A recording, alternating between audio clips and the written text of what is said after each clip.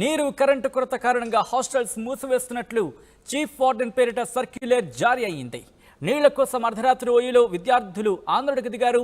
ఈ నోటీసుతో రేవంత్ సర్కారుపై బీఆర్ఎస్ ఇప్పుడు విమర్శలు గుప్పిస్తోంది. విద్యుత్ శాఖ మంత్రి బట్టి విక్రమార్క స్పందించారు. దీనికి సంబంధించి ఒక ఎంక్వైరీ కమిటీని కూడా బట్టి విక్రమార్క వేయడం జరిగింది. అందులో ప్రధానంగా అటు ఉస్మానియా యూనివర్సిటీకి సంబంధించి 33 kV సబ్ స్టేషన్ నుంచి 11 kV ఫీడర్ల ద్వారా ప్రతిరోజు ఉస్మానియా యూనివర్సిటీకి నిరంతరాయంగా విద్యుత్ సరఫరా జరుగుతున్నట్లు కూడా ప్రాథమిక విచారణ వెళ్లినట్లు డిప్యూటీ సీఎం మల్లుబెట్టి ఒక ప్రకటన విడుదల చేశారు ఆయన కార్యాలయం నుంచి. ప్రస్తుతం ఈ ప్రకటనలో చాలా స్పష్టంగా ఉస్మానియా యూనివర్సిటీకి నిరంతర విద్యుత్, నిరంతర తాగునీటి వసతి కల్పిస్తున్నట్లు అత్యంత ప్రాధాన్యత ఇస్తున్నాం. ఉస్మానియా యూనివర్సిటీలో ఎటువంటి సమస్యలు లేవు. ఖచ్చితంగా ఇది ఒక అవాస్తవ ప్రకటన. చీఫ్ వార్డెన్ ఎటువంటి ప్రాథమిక సమాచారం లేకుండా ఈ సర్క్యులర్ జారీ చేశారు. తక్షణమే ఓయూ రిజిస్టర్ ద్వారా ఆయనకి షోకాస్ నోటులు కూడా జారీ చేశామని డిప్యూటీ సీఎం మల్లుబెట్టి విక్రమార్క విడుదల చేసినటువంటి ప్రకటనలు చాలా స్పష్టంగా పేర్కొన్నారు.